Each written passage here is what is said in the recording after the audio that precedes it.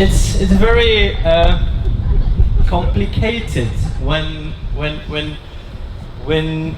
I'm asked or any other Afghan is requested, please come forward and speak and tell us what's happening in Afghanistan. I mean, majority of people here know what is really happening in the core of the structure of the war, politics and regional issues that we have in Afghanistan.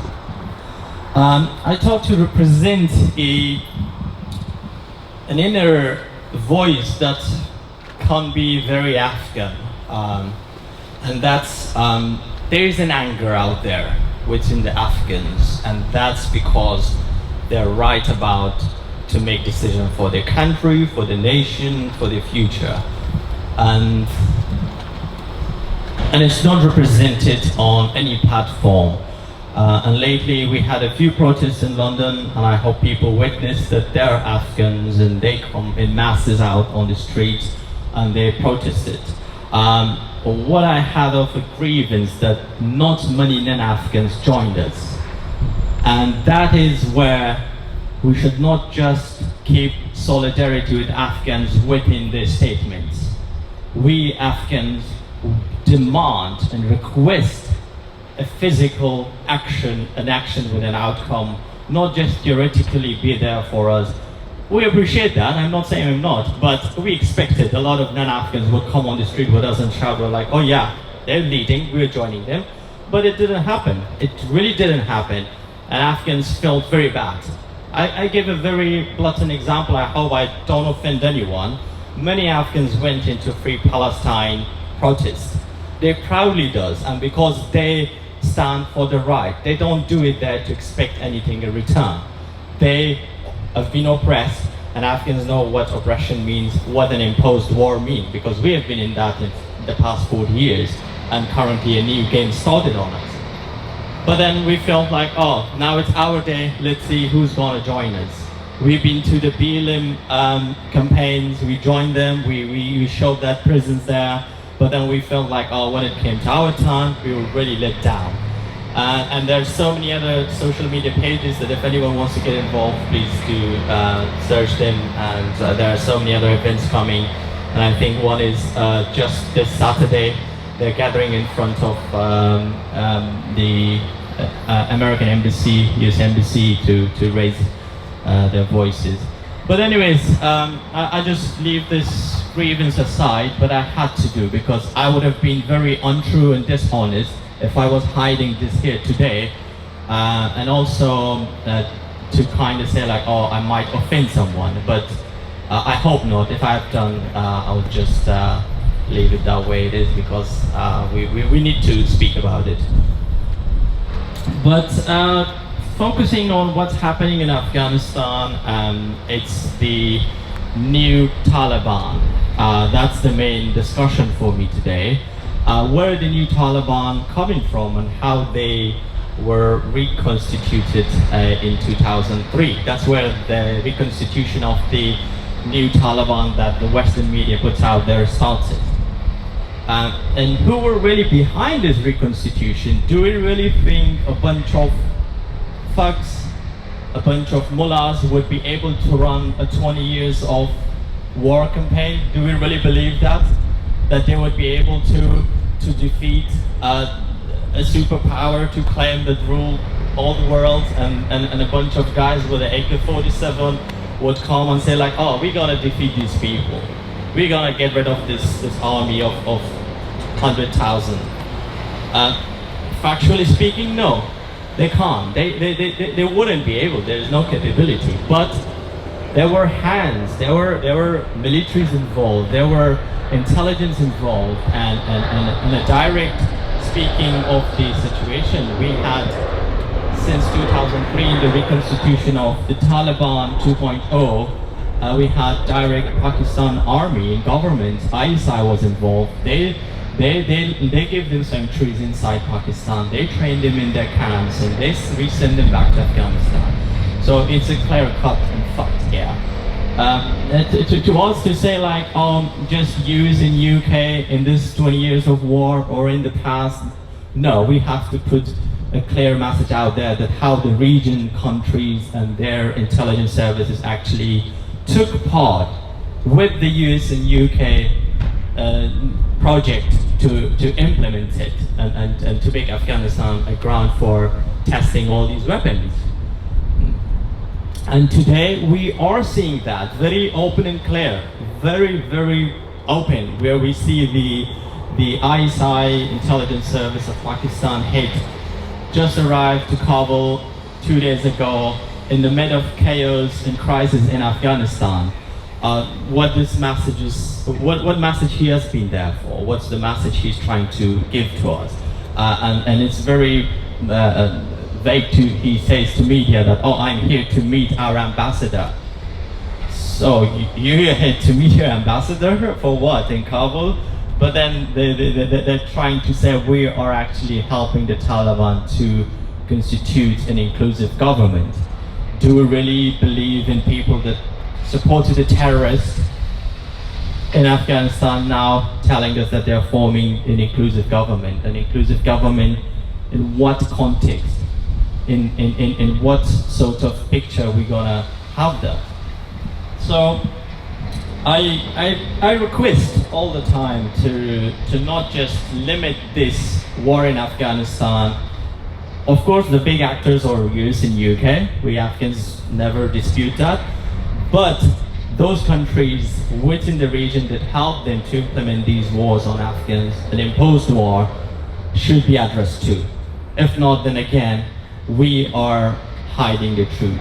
We're just hiding the truth for certain political reasons maybe. But if we're really standing for the right thing, then we have to speak it out.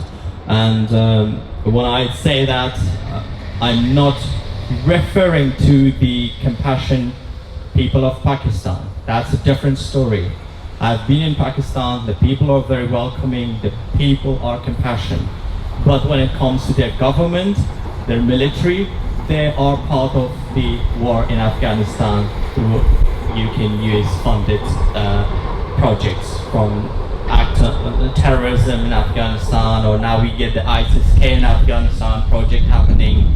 So it's all becoming more and clear, and at the same time there's a complications and question into people's mind. And the biggest piece that's missing in the mainstream media is that they never let actual people of Afghanistan to speak. If they do, of course, it will not match the narrative they want to show on the screen. They would never want to do that. I've been posting on social media quite a lot in the few days, weeks, I would say, and every post of mine have been flagged. Oh, hate speech. Oh wait, where is that hate speech? But you do allow the Taliban to have a Twitter account, to post all those videos that beheading people, cutting people, and firing at people. That's okay. That's a media PR thing out there. There's no hate speech in that. There's no violence. There's no threat. But if I condemn the Taliban for what they're doing and how the region are joining them and how it's been affected on Afghans, then my post will be blocked, removed for hate speech. So for that we started decoding so many things, words, and now we're trying to write things in a different form, but it still sends the message of what do we mean. And it's again, this is the freedom of speech we're facing in the West, and it's very sad to say that. On the other hand, there's this peace in Afghanistan. It is what the people want. There's no doubt in that. We had imposed governments from the old Taliban to the new Taliban before that, but now the people doesn't want war. They didn't want war 40 years ago, they didn't want it 10 years ago, they didn't want it now. But in what cost? In another cost of imposing another regime on them? No, it doesn't work like that. Because today the people have come out on the streets of Kabul and other provinces. They're saying no to the Taliban. They say welcome peace, but we don't want the Taliban who's backed by another war idea, because they are now there to implement the second phase of this war, and that's the ISIS-K, the ISIS Khorasan, and now the group is re-emerging. They're sending message out that we are in the recruitment process, and this is another reality for us, that they installed a new regime, the Taliban 2.0, but they need to have an enemy.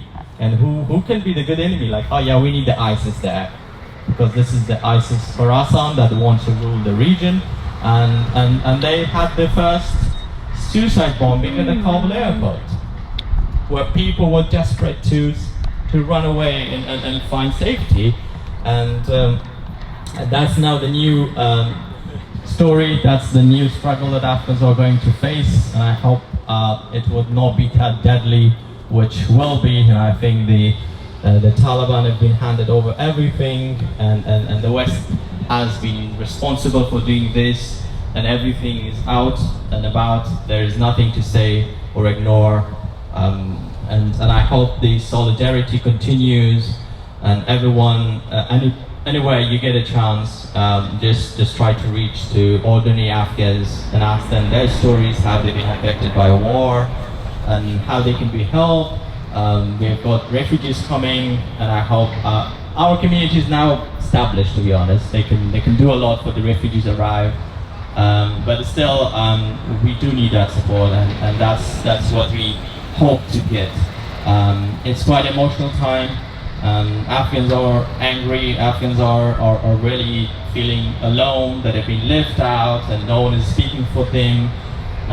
So we need to have this people-to-people bridge. The sooner the better. It's the right time. I mean, in the past 20 years, Afghanistan was in the picture, but it wasn't loud out to say like, yes, there is something happening. And end of the day, the Americans did what they wanted to do, and it was out of our control for Afghans. When I say imposed war, that counts everything. They came when they wanted. They started this game from the long 80s. Back in the days, we were the heroes to defeat the Soviets. Then we became a civil war nation because the Americans said, oh, this is not our problem, it's the Afghan civil war. And then they created the Taliban because they wanted to have the direct influence in the region. And then since 2001, they started believing, oh, the Afghan need freedom and the women's right, all these things, you know. It's like, for us, it's a very structured history lesson to see where we're going. But today, the people are not the same as they used to be. And I hear from some of the people in Kabul that the Taliban are saying between their members that we're not afraid of an armed resistance, but we're afraid of the Afghan woman on the street. Because there were no Afghan women on the street back 25 years ago. Now they're out and they are very, very strong. It's time to join them. It's time to actually help them and encourage them, because I do get messages from my friends in Afghanistan who were attending the very first protest in Kabul and standing in front of the Taliban, where they can shoot you anytime and there's no accountability, which they have done today. It takes a lot of courage and bravery to stand there and shout for your rights and for your freedom, and against a group that's recognized, and we all know it's a terrorist group. They have no mercy on anyone. They just want to force their mindset on people through guns and power, whatever they could, to enforce that. And today, more people are joining this, and it's becoming like a resistance. Of course, and then we have another sort of political resistance in the country, where people are disagreeing with them, but at this point, anyone that comes up with a resistance idea against the Taliban regime and their mentality, it is good. I don't say that they're all right, but at this time we need to have political resistance, public out there on the streets, everything. But it does send out a message that they are afraid of the people. They know what the people can do, because there is out 35+ million people in the country. And if they don't want them, it's a clear message for the Taliban that they would not last longer. They would not last longer even if the West put as much money, war weapon into their hands, still they will not last long. So I'm not gonna go off the topic much. So it is a difficult situation, and as much as you can do, raise your voice, tell the people, tell your states, tell your friends that the West has just imposed the Taliban on Afghanistan and no one wants them. There is no justification, there is no way that they're accepted, and it's a message, and people are killed every day. They just shot a protester in Afghanistan. They have no respect for human rights, they have no respect for any principles, no values, nothing. They're just a bunch of terrorist thugs that they're put out there, and the West want to implement the new phase of war in Afghanistan through the Taliban. But out there, we as a nation still resilient, still standing our principles, values we believe in, and we believe in that freedom, and the freedom will only be achieved through our people, not through Western human rights, through Western values that they bring to Afghanistan. It would never happen. It doesn't mean that I'm against it, but do not impose anything on Afghanistan, be it war or be it the Human Rights Convention that you think will work for everyone. I think it's very tricky to say this, but don't impose. Let people to welcome. And today they're fighting for the right, and they will be fighting for it. So yeah, this is it all from my side. Feel free to come to me in person, ask any question, and we will move forward. We will keep fighting, no matter how far we get today, tomorrow, or any other day. And I also welcome the guys in uniform, and I hope they also open their minds and see how the war is affecting Afghans in Afghanistan. And it's not a betrayal for us Afghans, and it's betrayal for their families too, because they're young men who are sent to war without knowing what's going to happen and why they're there in the first place, but serving an industry that's just born to kill. That's just born to kill innocent people in Afghanistan to make money. So I would actually invite them to speak to Afghans in person, and I'm sure there are many people who went to campaigns in Afghanistan, returned back with lots of mental health, PTSD issues. And I've actually been working with so many artists to get their stories out, because the same humans we have here are the same humans in Afghanistan. So that's all for me today. Anyone, any questions, please feel free to approach me.